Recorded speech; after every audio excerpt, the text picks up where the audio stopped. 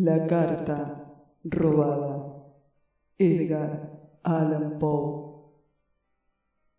Al anochecer de una tarde oscura y tormentosa, en el otoño de 18, me hallaba en París, gozando de la doble voluptuosidad de la meditación y de una pipa de espuma de mar, en compañía de mi amigo, C. Auguste Dupin, en un pequeño cuarto detrás de su biblioteca, Haute Facienne, número 33 de la Rue du Mont, en el suburbio de Saint-Germain. Durante una hora por lo menos habíamos guardado un profundo silencio. A cualquier casual observador habríamos parecido intencional y exhaustivamente ocupados con las volutas de humo que vaciaban la atmósfera del cuarto. Yo, sin embargo, estaba discutiendo mentalmente ciertos tópicos que habían dado tema de conversación entre otros. Hacía algunas horas solamente, me refiero al asunto de la calle More y el misterio del asesinato de Marie Roger. Los consideraba, de algún modo, coincidentes, pero la puerta de nuestra habitación se abrió para dar paso a nuestro antiguo y conocido Monsieur G., el prefecto de la policía parisina. Le dimos una sincera bienvenida, porque había en aquel hombre casi tanto de divertido como de despreciable, y hacía varios años que no lo veíamos. Estábamos a oscuras cuando llegó, y Dupin se levantó con el propósito de encender una lámpara, pero volvió a sentarse sin haberlo hecho, porque G. dijo que había ido a consultarnos, a pedir el parecer de un amigo, acerca de un asunto oficial que había ocasionado una extraordinaria agitación. Si se trata de algo que requiere mi reflexión, observó Dupin, absteniéndose de dar fuego a la mecha, lo examinaremos mejor en la oscuridad. Esa es otra de sus singulares ideas, dijo el prefecto, que tenía la costumbre de llamar singular a todo lo que estaba fuera de su comprensión, y vivía, por consiguiente, rodeado de una absoluta legión de singularidades. Es muy cierto, respondió Dupin, alcanzando a su visitante una pipa y haciendo rodar hacia él un confortable sillón. ¿Y cuál es la dificultad ahora?, pregunté. Espero no sea otro asesinato. Oh, no, nada de eso. El asunto es muy simple. En verdad no tengo dudas que podremos manejarlo suficientemente bien nosotros solos. Pero he pensado que a Dupin le gustaría conocer los detalles del hecho, porque es un caso excesivamente singular.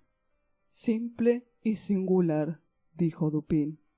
Y bien si, y no exactamente una, sino ambas cosas a la vez, sucede que hemos ido desconcertados, porque el asunto es tan simple y sin embargo nos confunde a todos.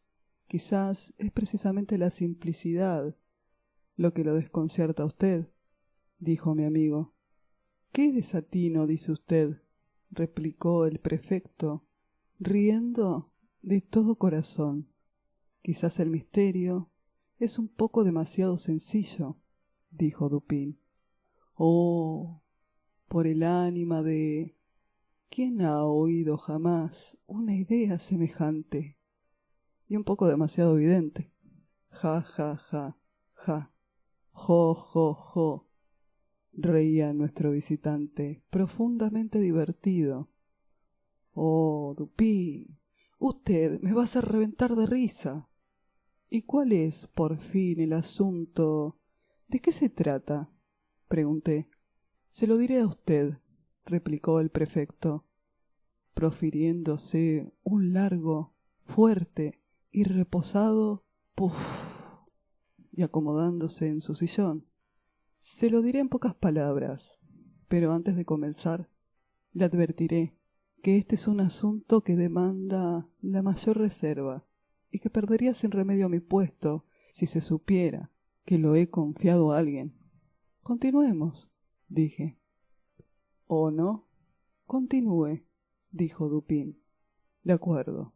He recibido un informe personal de un altísimo personaje de que un documento de la mayor importancia ha sido robado de las habitaciones reales. El individuo que lo robó es conocido. Sobre este punto no hay la mínima duda. Fue visto en el acto de llevárselo. Se sabe también que continúa todavía en su poder. ¿Y cómo se sabe esto?, preguntó Dupin. Se ha deducido perfectamente, replicó el prefecto, de la naturaleza del documento y de la no aparición de ciertos resultados que habrían tenido lugar de repente si pasara a otras manos, es decir, a causa del empleo que se haría de él en el caso de emplearlo. Sea usted un poco más explícito, dije. Bien, puedo afirmar que el papel en cuestión le da a su poseedor cierto poder en una cierta parte, donde tal poder es insanamente valioso.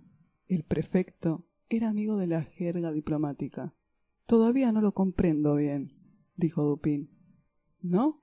Bueno, la predestinación del papel a una tercera persona, que es imposible nombrar, pondrá en tela de juicio el honor de un personaje de la más elevada posición, y este hecho da al poseedor del documento un ascendiente sobre el ilustre personaje, cuyo horror y tranquilidad son así comprendidos. Pero este ascendiente, repuse, dependería de que el ladrón sepa que dicha persona lo conoce. ¿Quién se ha atrevido? El ladrón, dijo G. Es el ministro D, que se atreve a todo. Uno de esos hombres tan inconvenientes como convenientes. El método del robo no fue menos ingenioso que arriesgado. El documento en cuestión, una carta, para ser franco, había sido recibida por el personaje robado, en circunstancias que estaba solo en el tocador real. Mientras que la leía, fue repentinamente interrumpido por la entrada de otro elevado personaje, a quien deseaba especialmente ocultarla. Después de una apresurada y vana tentativa de esconderla en una gaveta, se vio forzado a colocarla, abierta como estaba, sobre una mesa. La dirección, sin embargo, quedaba a la vista, y el contenido así cubierto hizo que la atención no se fijara en la carta. En este momento entró el ministro D. Sus ojos de lince perciben inmediatamente el papel, reconocen la letra de la dirección, observa la confusión del personaje a quien ha sido dirigida y penetra su secreto.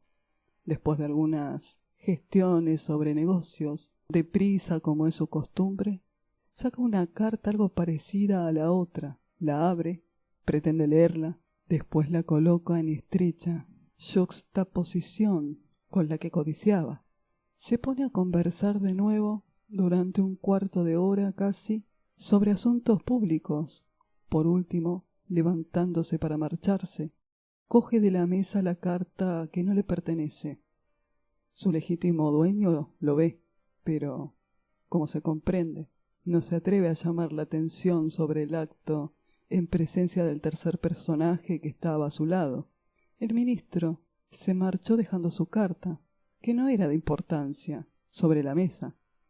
Aquí está, pues, me dijo Dupin, lo que usted pedía para hacer que el ascendiente del ladrón fuera completo. El ladrón sabe de que es conocido del dueño del papel. Sí, replicó el prefecto, y el poder así alcanzado en los últimos meses ha sido empleado con objetos políticos hasta un punto muy peligroso. El personaje robado se convence cada día más de la necesidad de reclamar su carta, pero esto, como se comprende, no puede ser hecho abiertamente. En fin, reducido a la desesperación, me ha encomendado el asunto.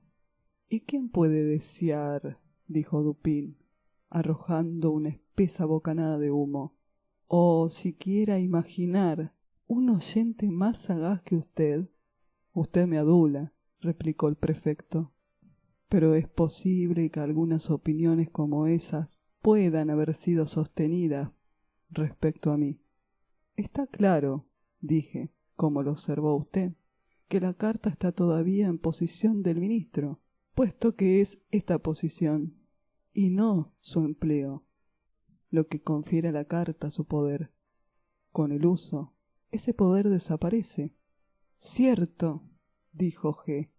Y sobre esa convicción es bajo lo que he procedido. Mi primer cuidado fue hacer un registro muy completo de la residencia del ministro.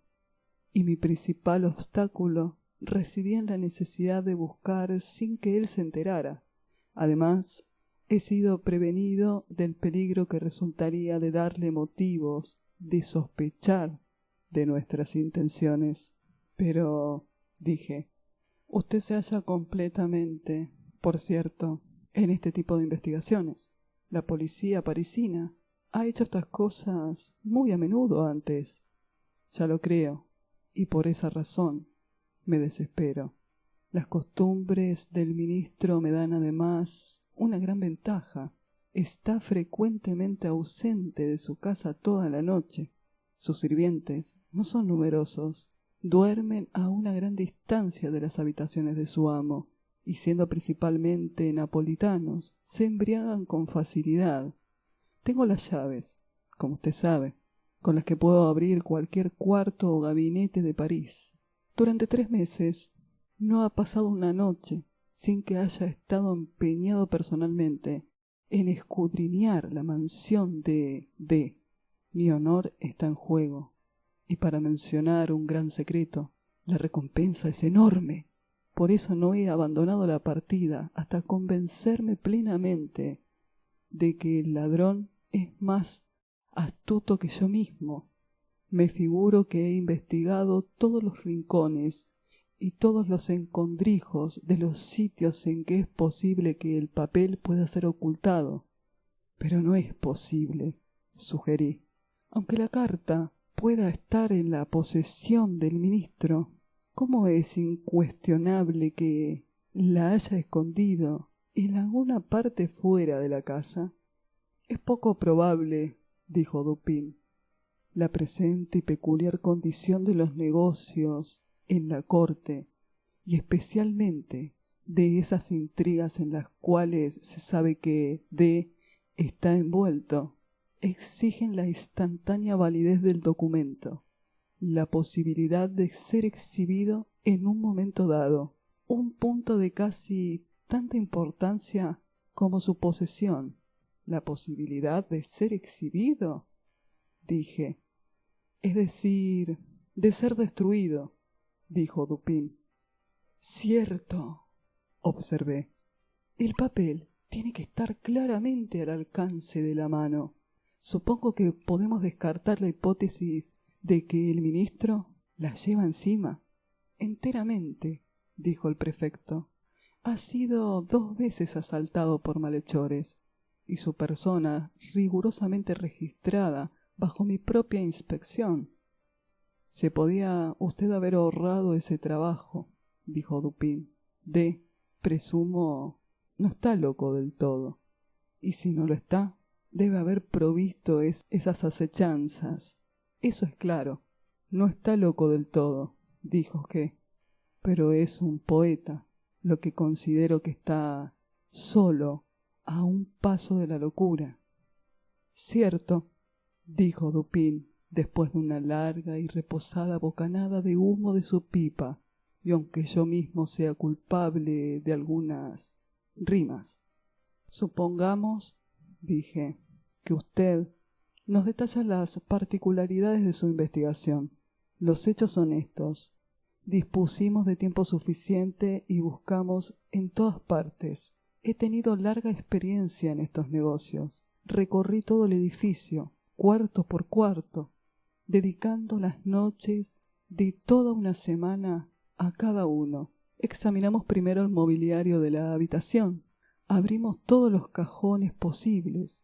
Y supongo que usted sabe que, para un ejercitado agente de policía, son imposibles los cajones secretos. Cualquiera que, en investigaciones de esta clase, permite que se le escape un cajón secreto, es un bobo. La cosa es así. Es sencilla. Hay una cierta cantidad de capacidades, de espacio que contar en un mueble.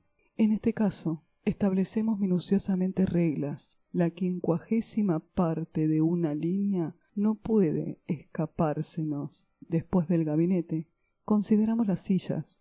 Los cojines son examinados con esas delgadas y largas agujas que usted me ha visto emplear.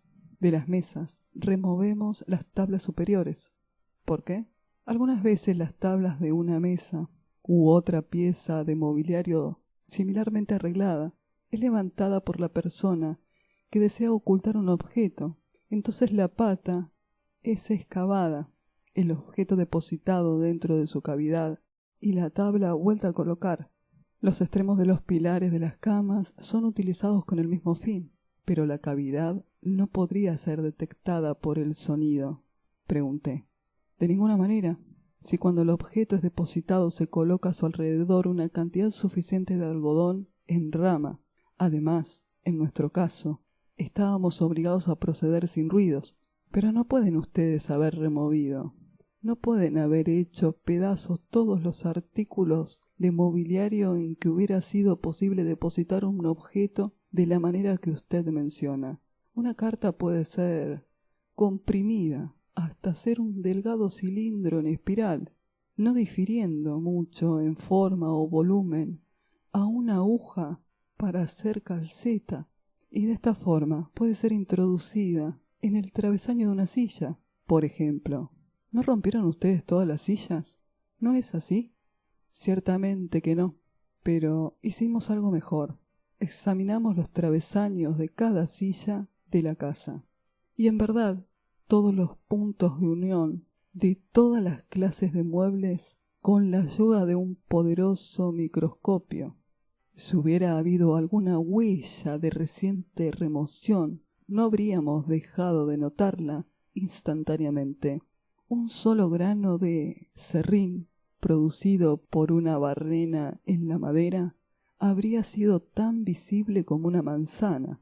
Cualquier alteración en las encoladuras, cualquier desusado agujerito en las uniones habría bastado para un segundo descubrimiento. Presumo que observarían ustedes los espejos entre los bordes y las láminas, y examinaría los lechos y las ropas de los lechos, así como las cortinas y las alfombras. Eso por sabido. Y cuando hubimos registrado absolutamente todas las partículas del mobiliario de esa manera, examinamos la casa misma. Dividimos su entera superficie en compartimientos que numerábamos para que ninguno pudiera escapársenos. Después registramos pulgada por pulgada el terreno de la pesquisa, incluso las dos casas adyacentes, con el microscopio como antes. —¿Las dos casas adyacentes? —exclamé. —Deben ustedes haber causado una gran agitación. La causamos, pero la recompensa ofrecida es prodigiosa.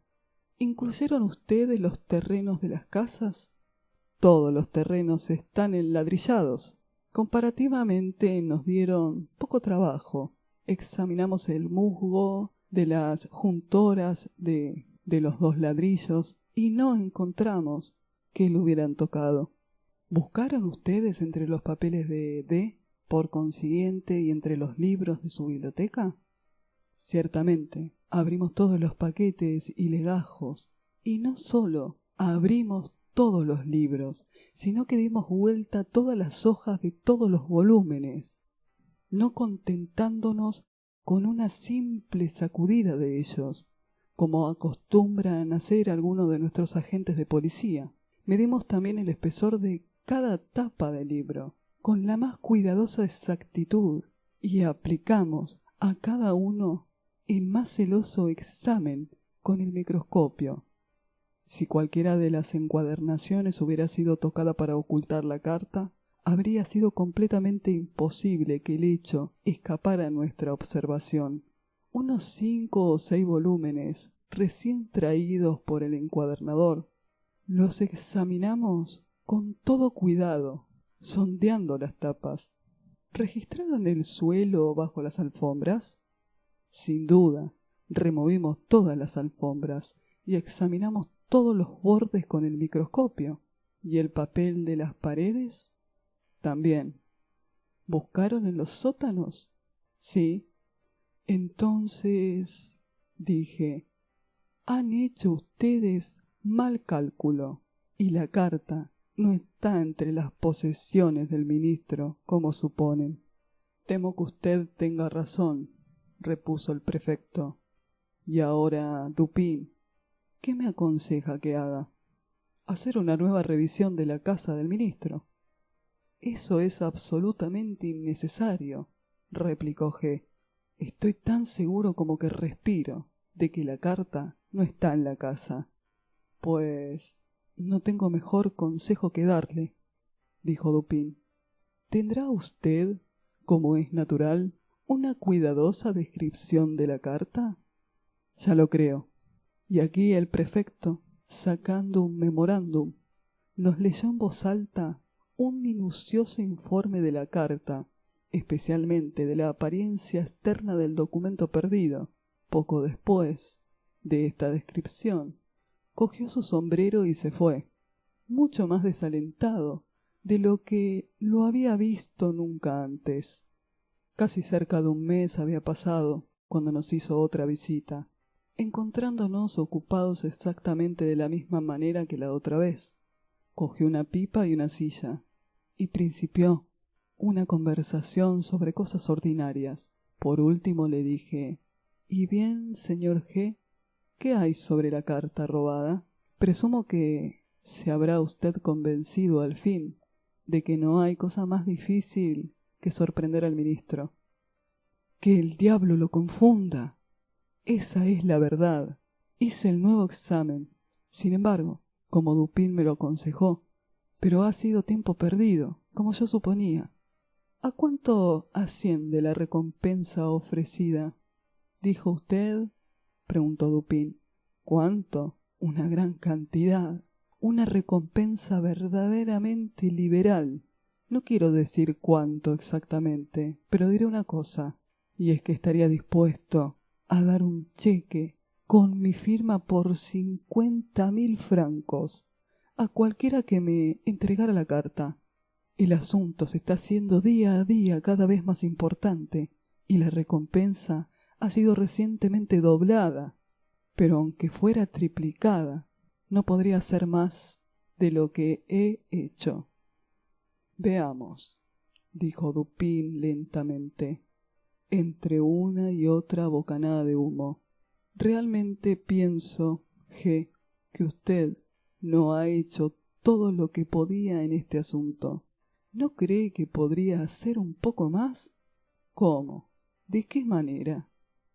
Pues creo que usted podría pedir consejo sobre este asunto. ¿Se acuerda usted de lo que se cuenta de Abernathy?» «No, al diablo con su Abernathy». «Está bien, al diablo con él, y buena suerte. Pero he aquí el hecho. Una vez, cierto ricacho, muy avaro, concibió la idea de obtener gratis de ese Abernathy una opinión médica.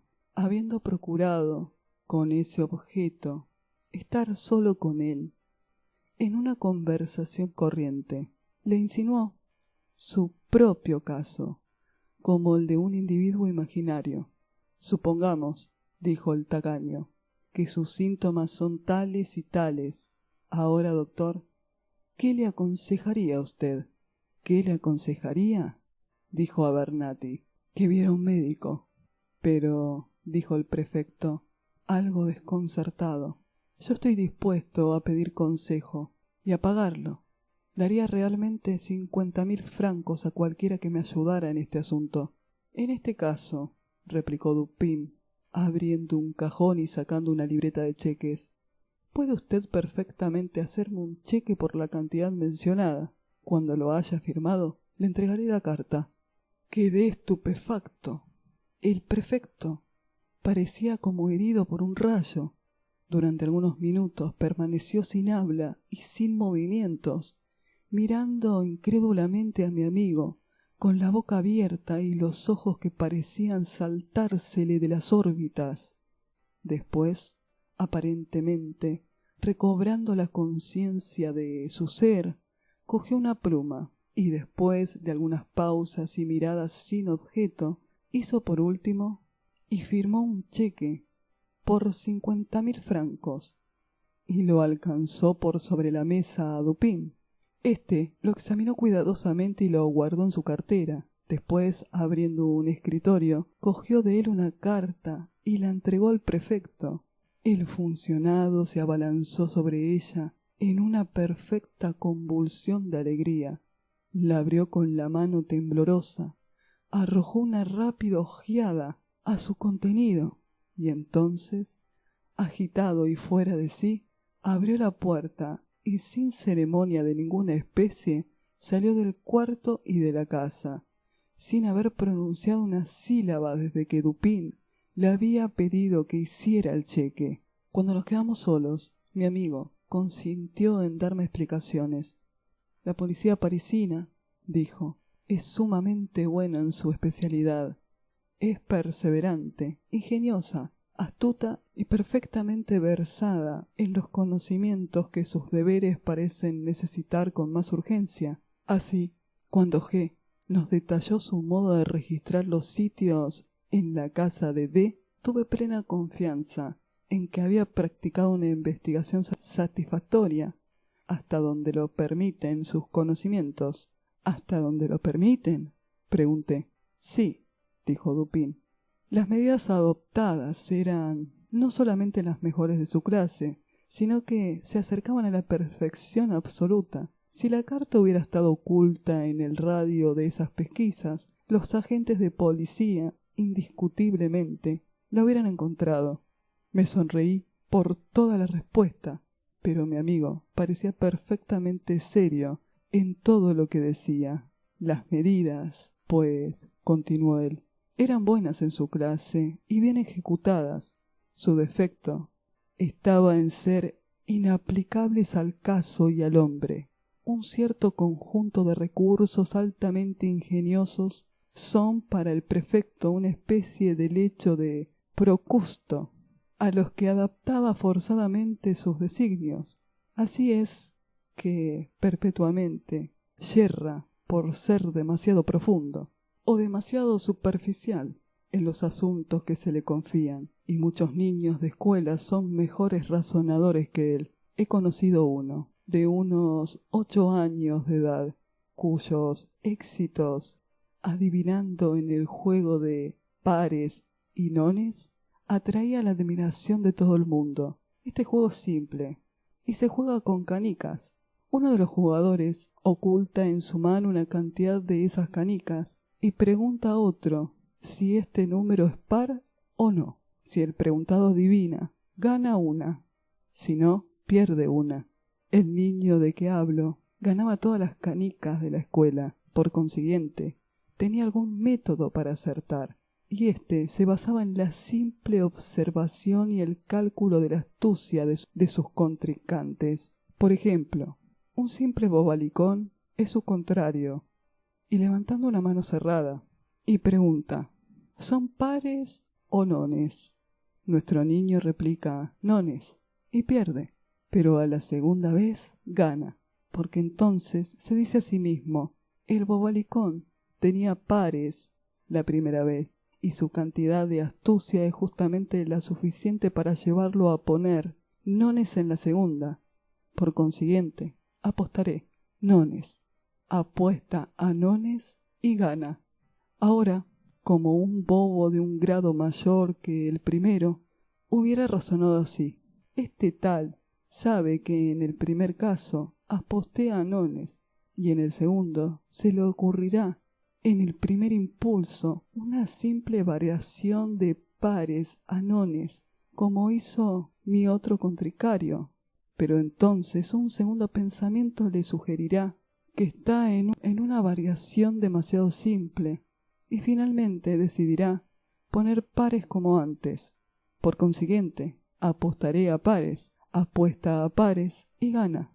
Ahora bien, este sistema de razonar en el niño de la escuela, a quien sus compañeros llamaban afortunado, que es, en último análisis, es simplemente, dije, una identificación del intelecto del razonador con el de su contrincario. Eso es, dijo Dupin.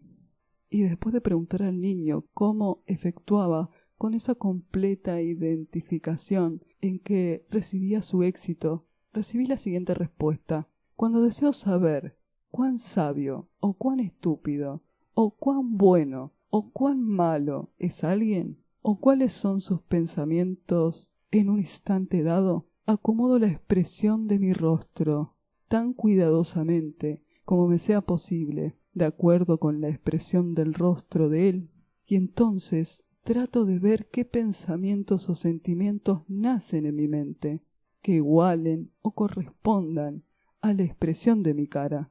La respuesta de este niño, de escuela, supera incluso la expuera profundidad que ha sido atribuida. La Rochefoucauld, La Bruyère, Maquiavelo y Campanella.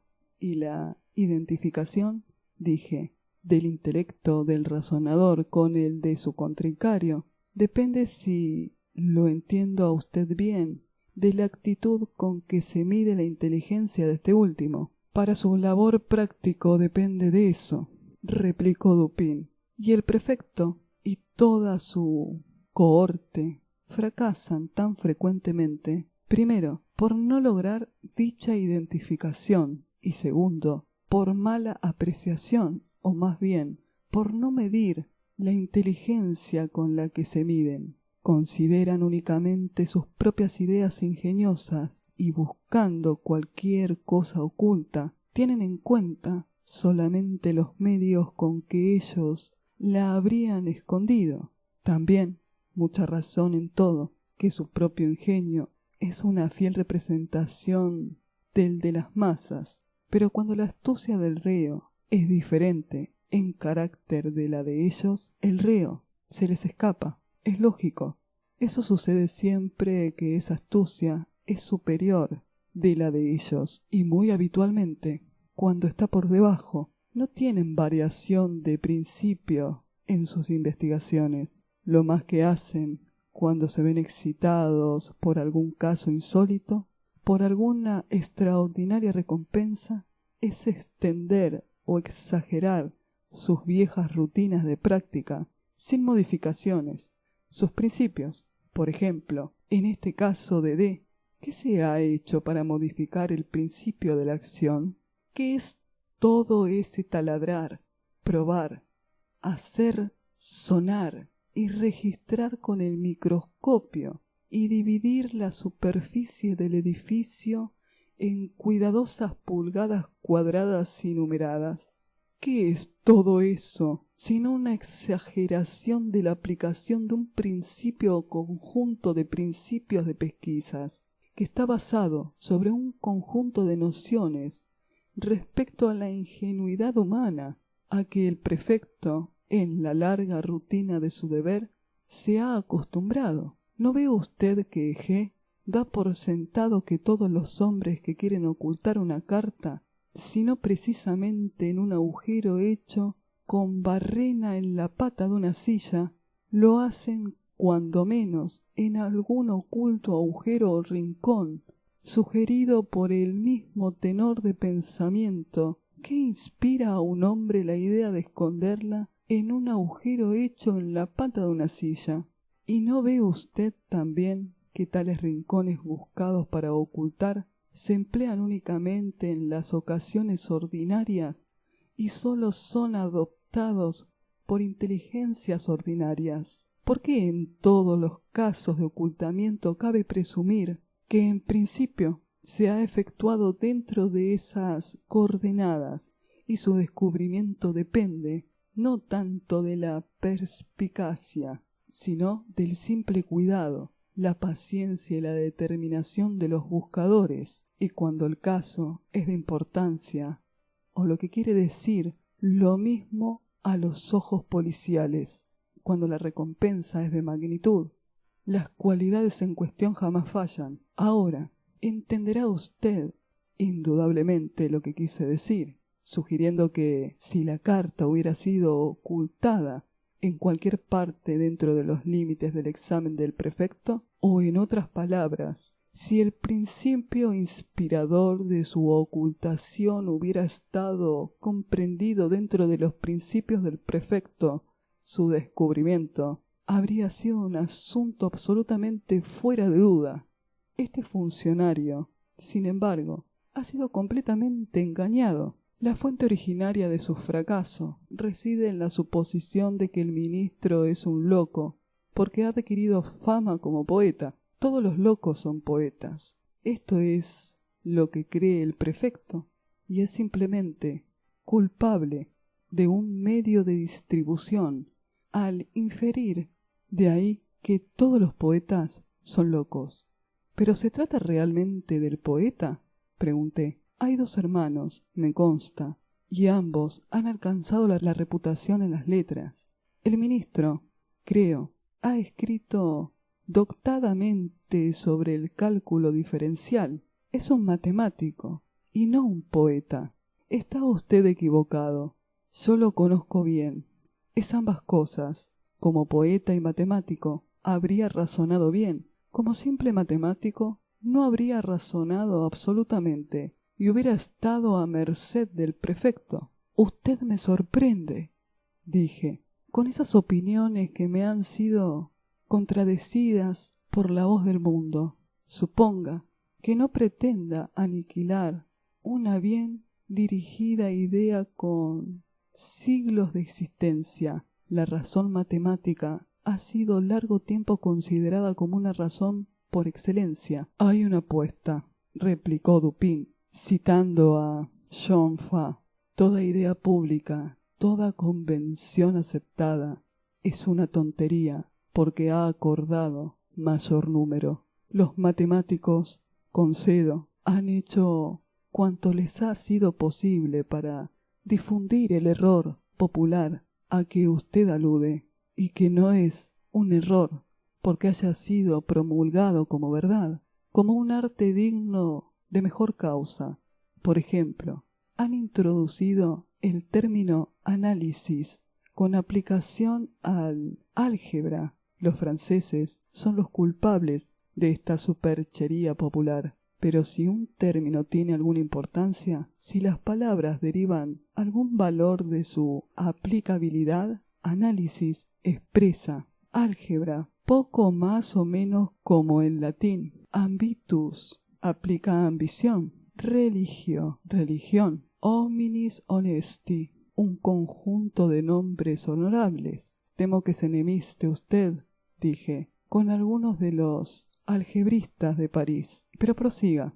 Disputo la validez y por consiguiente el valor de esa razón que es cultivada en una forma especial, distinta de la abstractamente lógica. Disputo, en particular, la razón extraída del estudio de las matemáticas. Las matemáticas son la ciencia de la forma y la cantidad. El razonamiento matemático es simplemente la lógica aplicada a la observación y a la forma y la cantidad. El gran error consiste en suponer que hasta las verdades de lo que es llamado álgebra pura son verdades abstractas o generales, y este error es tan extraordinario que me confundo ante la universalidad con la que ha sido recibido.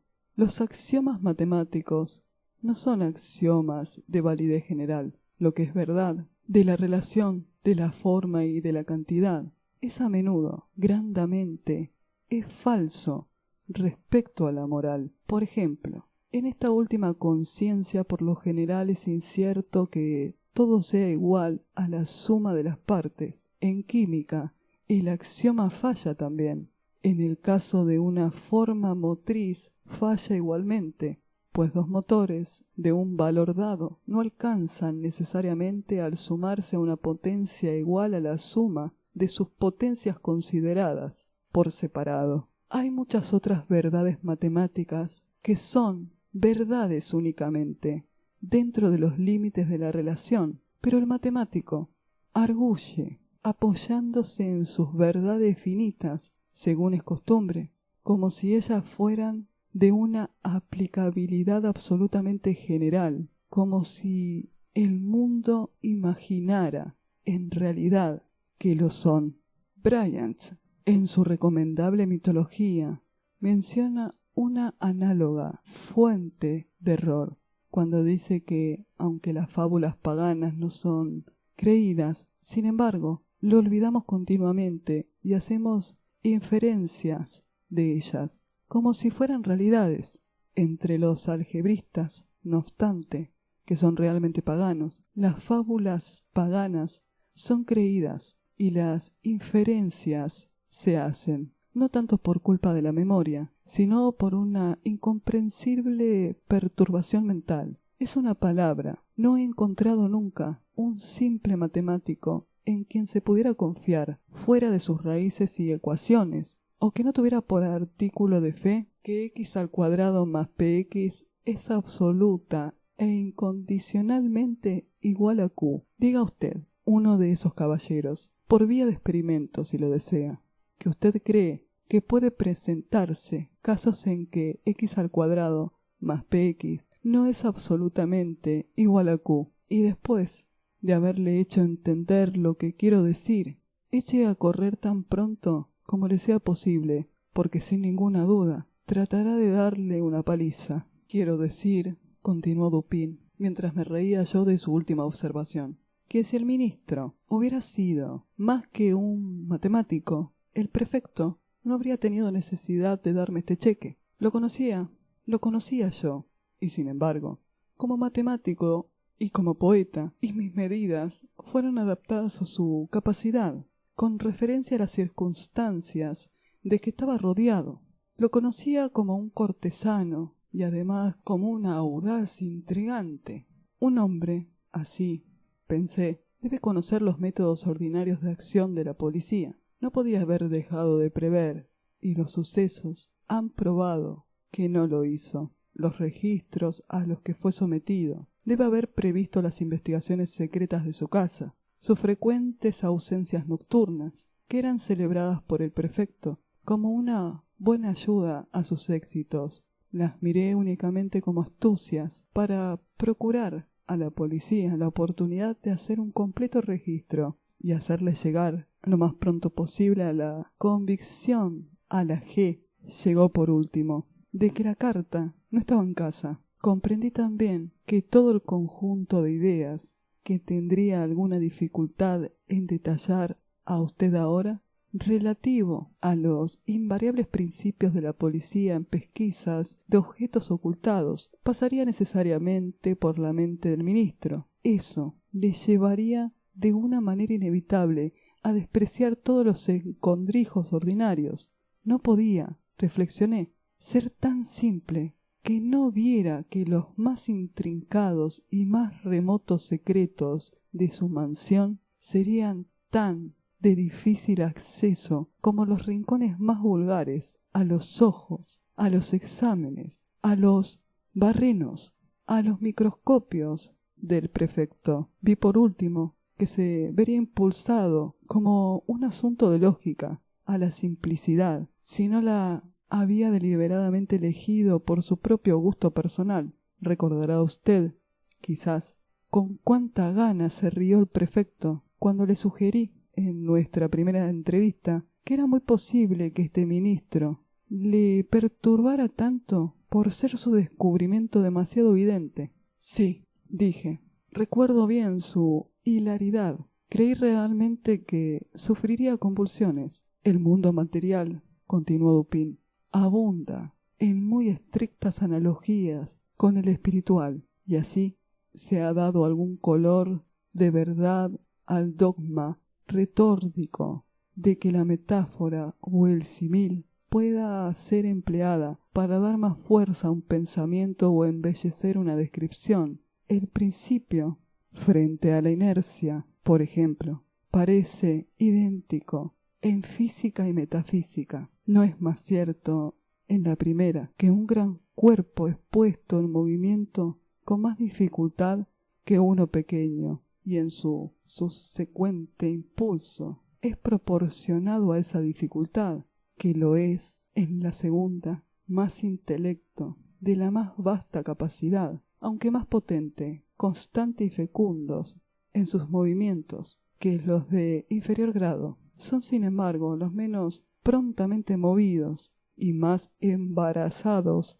y llenos de vacilación en los primeros pasos de sus progresos. Otra cosa, ¿no ha notado usted alguna vez cuáles son las muestras de tiendas que más llaman la atención? Nunca se me ocurrió pensarlo, dije. Hay un juego de adivinanza, replicó él, que se juega con un mapa. Uno de los jugadores pide al otro que encuentre una palabra dada, el nombre de una ciudad, río, estado o imperio, una palabra, en fin, sobre la abirragada y confusa superficie de un mapa. Un novato en el juego trata generalmente de confundir a sus contrincarios, dándoles a buscar los nombres escritos con la letra más pequeña. Pero el buen jugador escogerá entre esas palabras que se extienden con grandes caracteres de un extremo a otro del mapa. Estas, lo mismo que los anuncios y tablillas expuestas en las calles con letras grandísimas,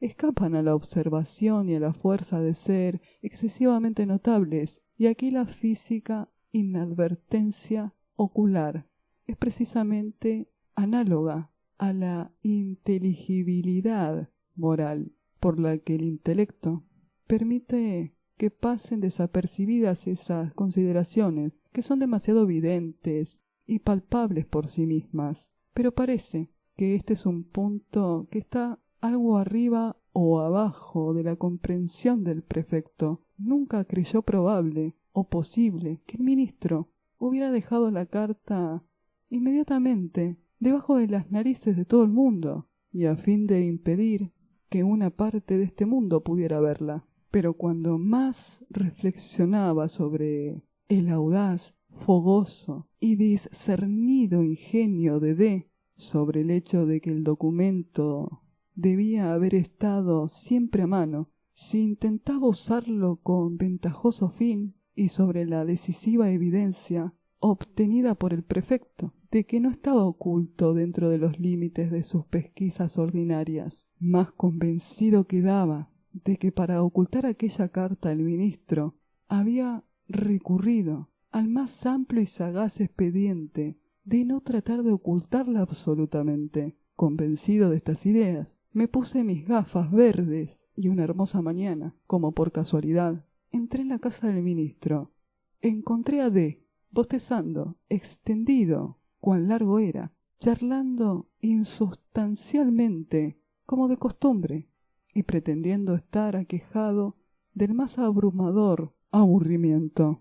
Sin embargo, es uno de los hombres más realmente activos que existen, pero tan solo cuando nadie lo ve. Para pagarle con la misma moneda, me quejé de mis débiles ojos y lamenté la forzosa necesidad que tenía de usar gafas, bajo el amparo de las cuales examinaba cuidadosamente y completamente toda la habitación, mientras en apariencia solo me ocupaba de la conversación con mi anfitrión. Presté especial atención a una gran mesa escritorio, cerca de la cual estaba sentado D, y sobre la que había desparramado confusamente diversas cartas y otros papeles, uno o dos instrumentos de música y algunos libros. En ella, no obstante, después de un largo y deliberado escrutinio, no vi nada capaz de provocar mis sospechas. Por último, mis ojos, examinando el circuito del cuarto, se posaron sobre un miserable tarjetero de cartón afigranado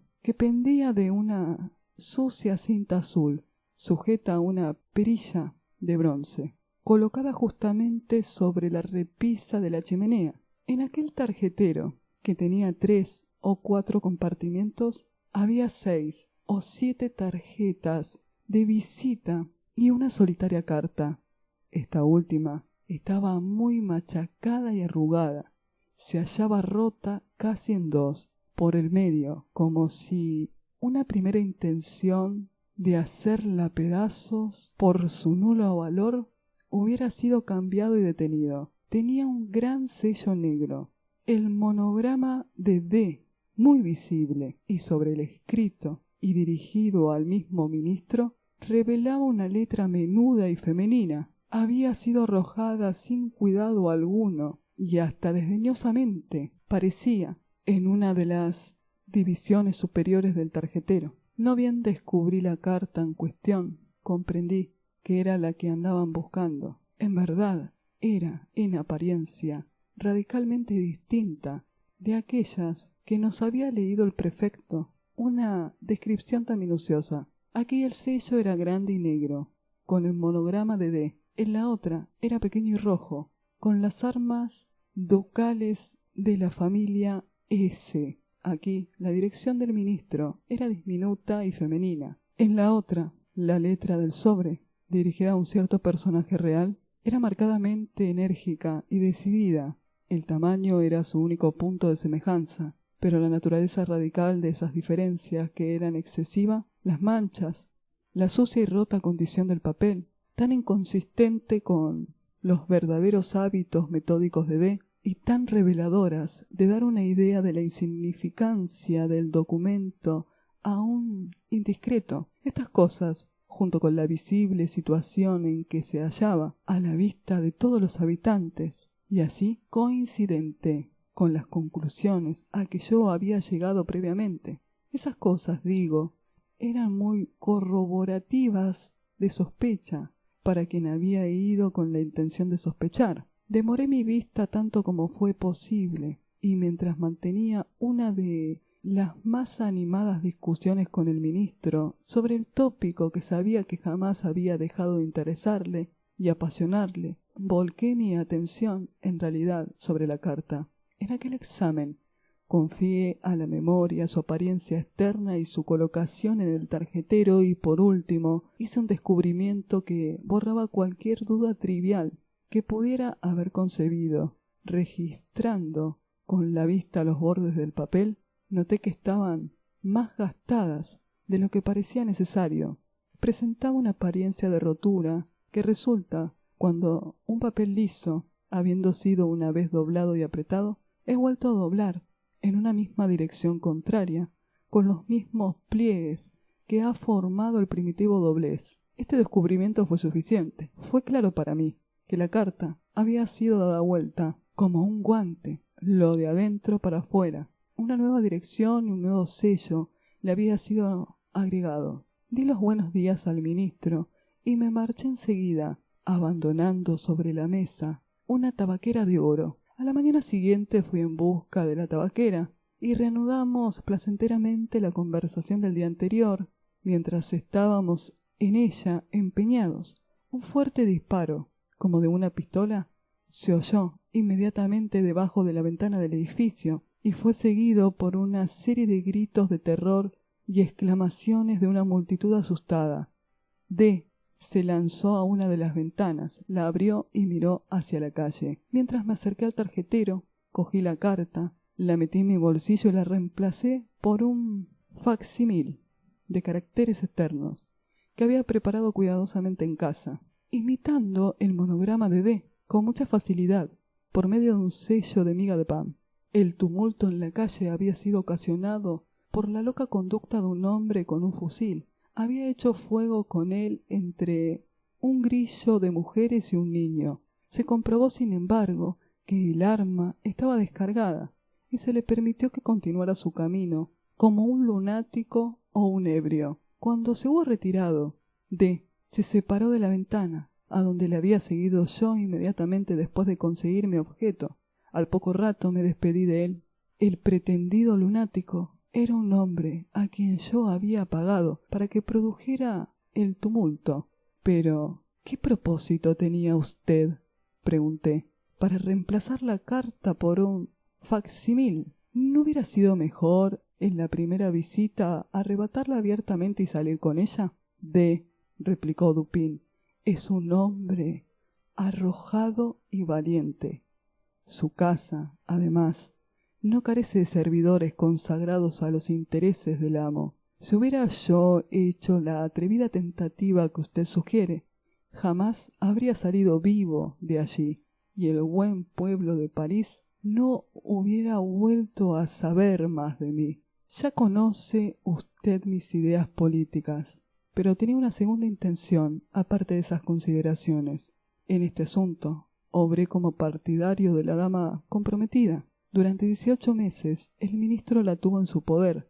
Ella es la que lo tiene ahora en su poder. Como D no sabe que la carta no está ya en su tarjetero, proseguirá con sus presiones como si la tuviera. Así provocará él mismo su ruina política. Su caída, además, será tan precipitada como ridícula. Es igualmente exacto hablar, a propósito de su caso, del descenso al infierno, pues en todas las especies de ascensiones, como la Catalani dice del canto, es mucho más fácil subir que bajar.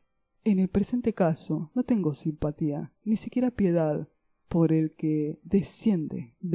Es un monstruo horrible, el hombre de genio sin principios. Confieso, sin embargo, que me gustaría mucho conocer el preciso carácter de sus pensamientos, cuando siendo desafiado por aquella a quien el prefecto llama una cierta persona, se vea forzada a abrir la carta que le dejé para él en el tarjetero.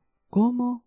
¿Escribió usted algo particular en ella? Claro, no parecía del todo bien dejarla en blanco. Eso hubiera sido insultante. Cierta vez, en Viena, me jugó una mala pasada, acerca de la que le dije, sin perder el buen humor, que no lo olvidaría. Así como comprendí que sentiría alguna curiosidad respecto a la identidad de la persona que había sobrepujado su inteligencia.